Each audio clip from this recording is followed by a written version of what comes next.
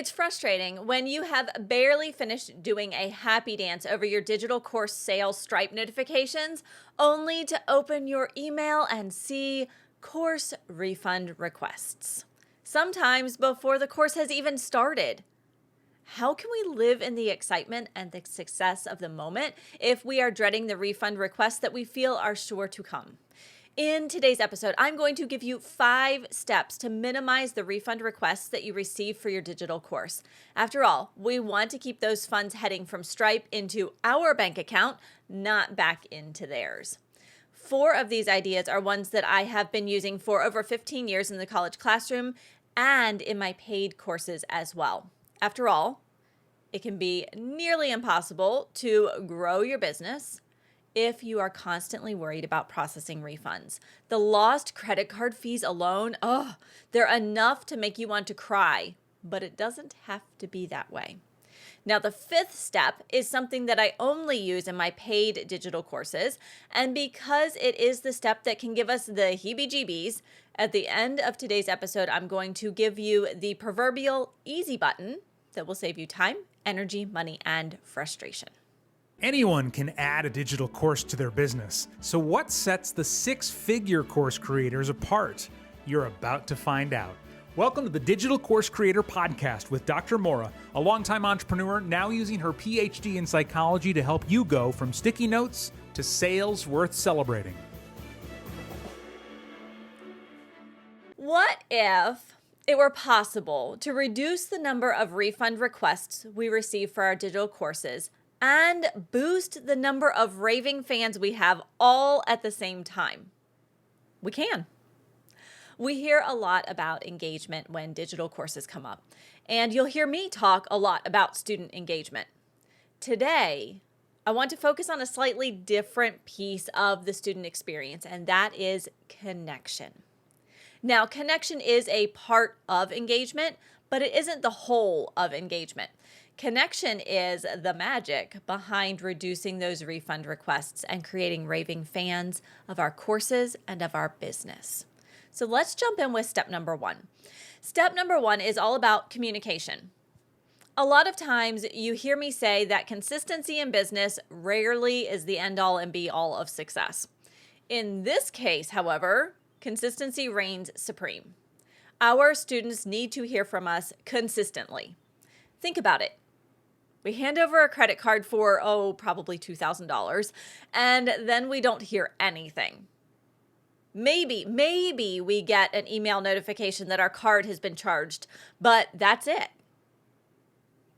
How would you feel as a student if you had just spent $2,000 on a course and you haven't heard anything? Would you feel nervous, scared, frustrated, worried? I know I'd feel doubtful, maybe fearful that my money had just been taken and I'm not even sure what I'm going to get in return. These are the feelings that are opposite of what we want our students to feel.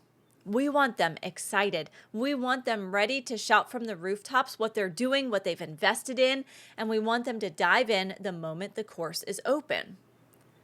So how do we do this? The simplest way is to get a solid email sequence set up before we even launch the course.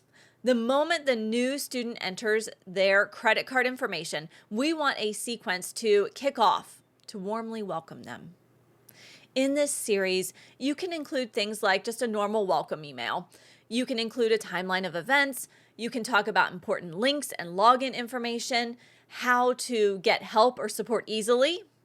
That does not involve a wild goose chase of click this link, then this link, then this link, and then you can chat with our bot and maybe talk to a human. No, make it easy.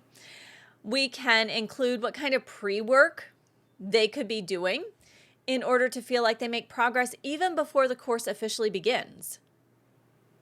We can also give them the opportunity to share their concerns. What do they have on their mind about the course? What's coming up?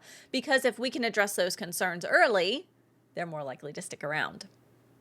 When we are brought into the know, instead of being left out in the cold to guess what will happen, we are much more likely to stick around.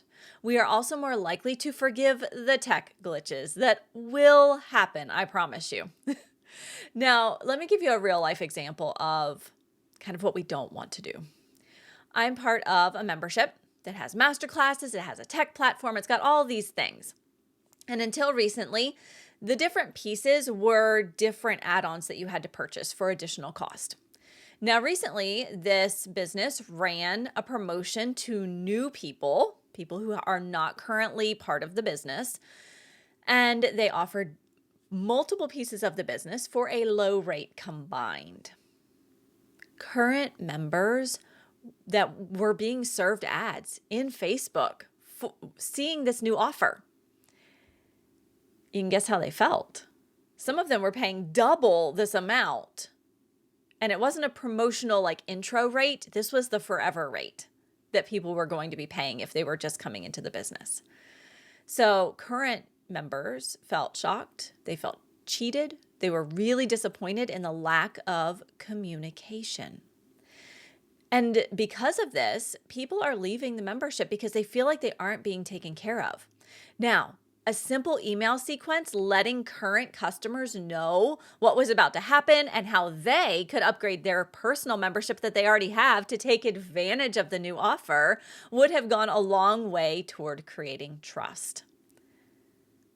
So in our businesses, we want to make sure that we have a really solid plan for communication with our students from moment one. As soon as that credit card gets entered and they hit submit or buy now or get me into this course, whatever your button says, we want that to be ready. The idea is really one of building trust, right?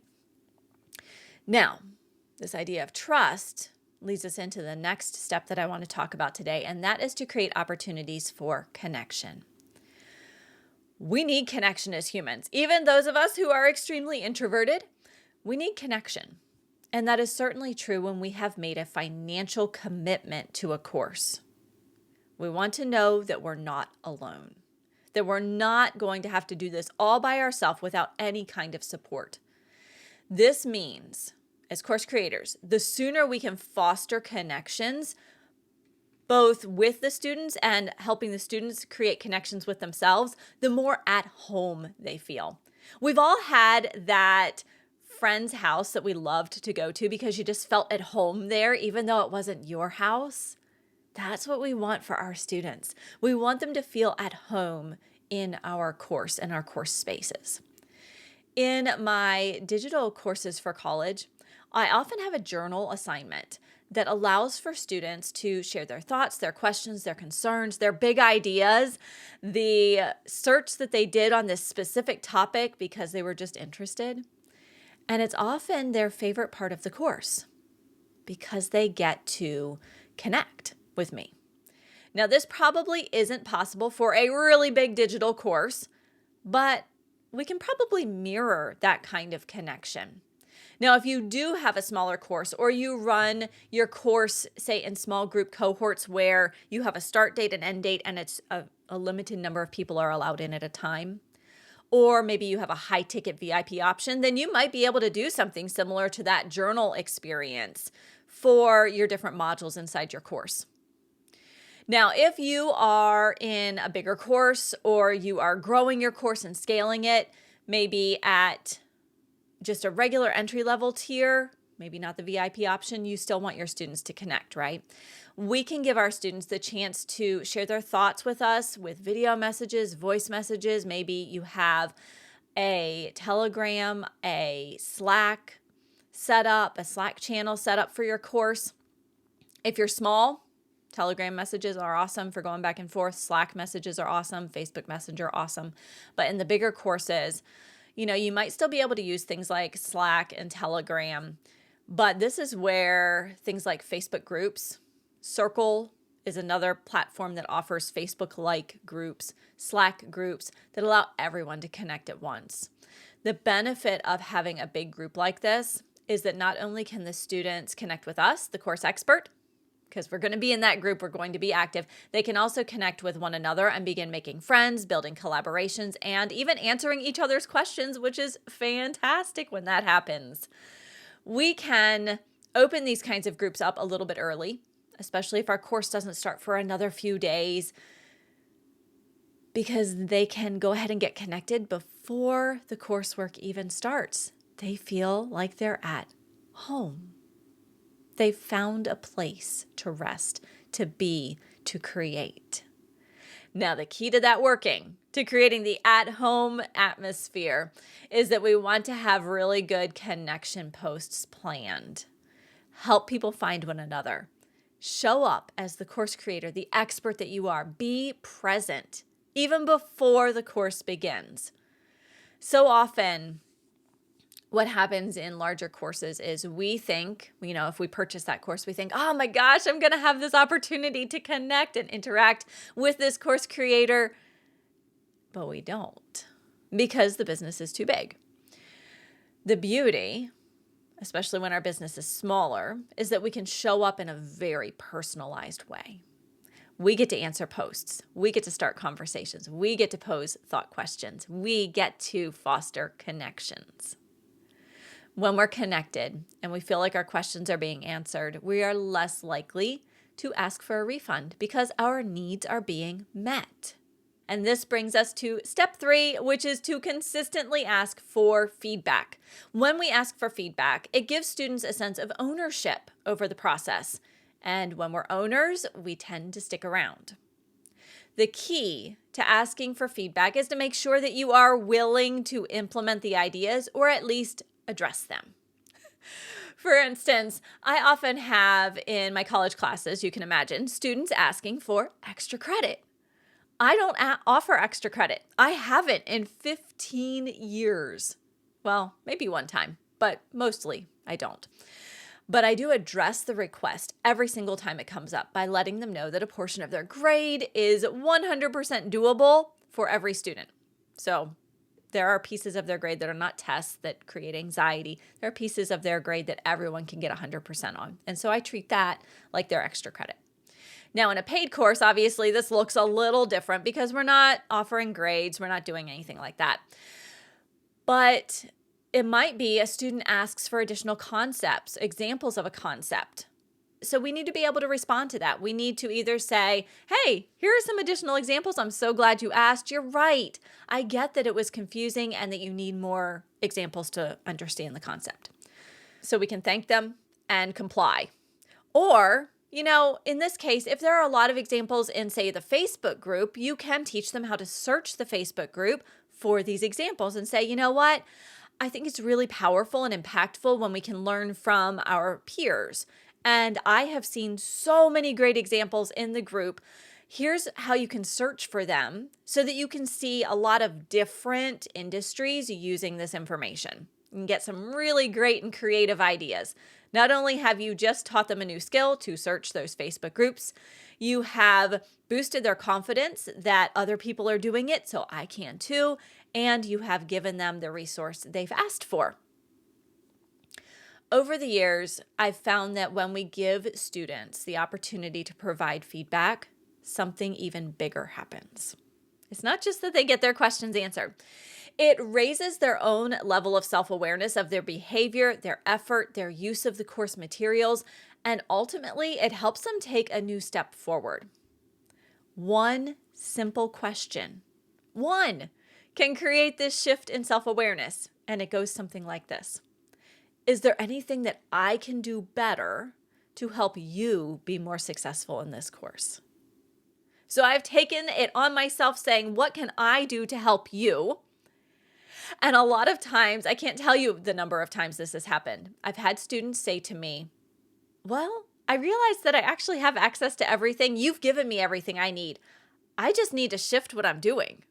I need to actually take more time or implement that thing that I've been putting off because it feels uncomfortable. Ultimately, this kind of shift in mindset leads to reduced refunds because now your client, your student, is recognizing that their success hinges on their actions that they're taking. You have actually provided a really fantastic vehicle to get to where they want to be. They just need to use it. Okay? So far, we have covered 3 of the 5 steps to reducing course refund requests: consistent communication, creating opportunities for connection, and asking for feedback are all key. We have just 2 more steps to cover. And remember, I'm going to give you the proverbial easy button for step 5 at the end of today's episode in our 60-second solution. Now on to step 4. Surprises can be really fun, but honestly, not when business growth and success is on the line. We want to know what to expect each step of the way. Share the plan with your students. Don't hide it away saying that you'll uncover it when the time is right. Show it all at the very beginning. They are already inside your course. We don't need to be secretive anymore. We don't need to hide away like the actual really big juicy detail that can help them catapult forward. Every person in our course at some point in their life has had key details kept from them, and it doesn't feel good, right? They know that feeling. It doesn't set them up for success. Don't let your course be that way. This can, it's really easy to create and share the plan. We can do it through an agenda. We can share a course mind map. Be creative. It could be a quick video of you walking one day on your daily walk and sharing with them the flow of the course, what's going to happen, how you've thought about it. You can create a handout to go with it. It doesn't even have to be formal. Like I said, you can do it with your iPhone on that walk. It doesn't have to have the exact same vibe as your course content. It can be that lovely welcome, here we are, and let them know what's going to happen, that you've got their back. The key here is to make sure that our students have the roadmap and can plan their expectations. A lot of times, especially when we ask for a refund before a course begins, we do it because we don't know what to expect. There's fear involved. We worry that the course won't meet our needs. Having a plan can help alleviate this. It creates dialogue, and ultimately it helps our students see the potential for growth when they stick through the course. We ultimately want to have raving fans for our courses and programs, right? Did you know that our refund policy can create a raving fan? Yep, it can. How many times have you told someone about a really seamless refund that you sought out? And I'm not talking about Amazon when you can just click return. I'm talking about when you had to actually interact with someone to get a refund. Or maybe about the customer service you received when you were really worried about something. What about when the terms of purchase were just really easy to understand? You didn't have to stand on your head trying to figure out what it actually meant. These all help us to have a really good experience with a business. Although steps 1 through 4 are all about reducing the number of course refunds, the fact is that refunds are a part of business. If you've been in business long enough, if you've sold enough course seats, you will be asked for a refund. Step 5 is how we can still turn a customer who asks for a refund into a raving fan, and that's through customer service. Having a really clear refund policy that's easy to understand, doesn't require a bunch of fancy moves and jumping through hoops, can ease someone's mind because it leaves them feeling supported even though they didn't move forward. They'll remember this. So they ask for the refund. It goes really smoothly. The next time someone says, "Hey, have you ever heard about this program? Did you try it out?" You know what they're going to say? They're going to say something like, "I didn't stick with it, but I had such a great experience with customer service when I asked for a refund. I can't remember a time when it was so easy to navigate customer service. They actually listened to me. They didn't argue, and they helped me get what I needed." What do you think that person who asked for the recommendation is going to think? It'll probably be along the lines of, "Whoa, if they got great service when they were leaving, I bet the support inside the course is fantastic." It gives them confidence to move forward even though someone else didn't. That person that left, that asked for the refund, becomes a raving fan of your customer service. And we all know how important customer service is for our business. Now, I know that a lot of course creators myself included, find the legal side of things a little bit scary, kind of gives us the heebie-jeebies. The legal stuff doesn't have to be hard though. So at the end of today's episode in the 60-second solution, I'm going to share with you the proverbial easy button for all things legal inside your business. It's the same easy button that I use inside my business. Today, we've been talking about reducing refund requests for our digital courses and turning even those refund requests into raving fans. Here on the Digital Course Creator Podcast, I'm openly sharing the lessons that I've learned over the last 15 years. I'm sharing the tools and the tactics that I've used so that you can become a six-figure digital course creator. But here's what I've realized. All too often, the solutions designed to help you get to six figures, they focus a lot on marketing. And that's it. Success in business and in any area of life requires strategy in a number of areas.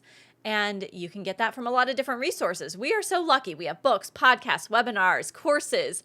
We have so many resources available to us. So why do we still struggle consistently to reach our enrollment and our financial goals? Because whatever change we want in our lives is going to be 10% what we're learning, reading, studying, and 90% or more mindset. As a psychology professor and coach, I share as much as I can about mindset here on the show. But to truly thrive, we all need individualized attention. We need accountability and support. Now, aside from taking care of the legal side of things in your business, what action step can you take this week in your course to implement opportunities for connection, communication, feedback, and sharing a plan? If you have an established course, look through your welcome sequence. Do you need to add a few more emails? What about opportunities for feedback? Are you waiting until the end of the course to ask for feedback? What about adding in a short survey, like 1 or 2 questions, after each module? I'm in several courses that do this, and I love it because I don't have to remember what my feedback was 7 modules later. I can do it right as soon as I finish that module. This also gives you as the course creator time to address concerns before the course ends. There's nothing worse than getting feedback after the course ends, your students have dispersed, and you realize they had a really important issue that you should have addressed. It's really hard to get that information back to them and make sure that they see it. Now, if you have a brand new digital course and you're getting ready to do all of these things on some level, I would encourage you to start with thinking about a plan for creating opportunities to connect. If you already have your plan in place for that, awesome. How can you strengthen that opportunity? If you haven't thought about it yet, start to think about what fits your life, your needs, and the needs of your students. So if you're ready to say yes to a thriving, financially solid business, I'd love to have a conversation with you. I have at least 2 slots open on my calendar each week to help course creators start to take action, dig into their purpose, and create a strategic plan for growth so that they can get unstuck. These are the best kinds of calls. They're free, no obligation calls. So if you are ready to make the next 12 months the year that you go from being uncertain about your course creation business to a 6-figure course creator, grab a strategy call slot at coursecalls.com. You can also find the link in the show notes, but again, it's coursecalls.com. As promised, there is a proverbial easy button for the legal side of things inside your business. Have you ever found yourself wondering how to create a refund policy, wondering what goes into a good refund policy, and then finally kind of giving up and saying, let me just find one on the internet that looks good, and you just kind of take it from someone else's website? You really need your own policy that's tailored to your business. The easiest way to do this, the proverbial easy button, the one that I use inside my business, is a service called Plainly Legal. Plainly Legal is a legal platform. It's a generator of sorts. It was created by a lawyer who specializes in online creator businesses. Bobby Klink has so many years of experience. He's created these customizable templates to help course creators build terms and conditions, coaching agreements, course policies, refund policies, privacy policies, podcast guest agreements, all kinds of things. I love using Plainly Legal because the documents that get generated are thorough and they take just a few minutes to complete. You enter all of your business information, the special terms that you need, and it pops out your legal document. So that's the proverbial easy button, Plainly Legal. I love it. I'll share the link to Plainly Legal in the captions so that you can create a rock solid refund policy that turns those students into raving fans. Want more quick solutions for building a successful digital course and creating messaging that is magnetic? Make sure to hit follow now.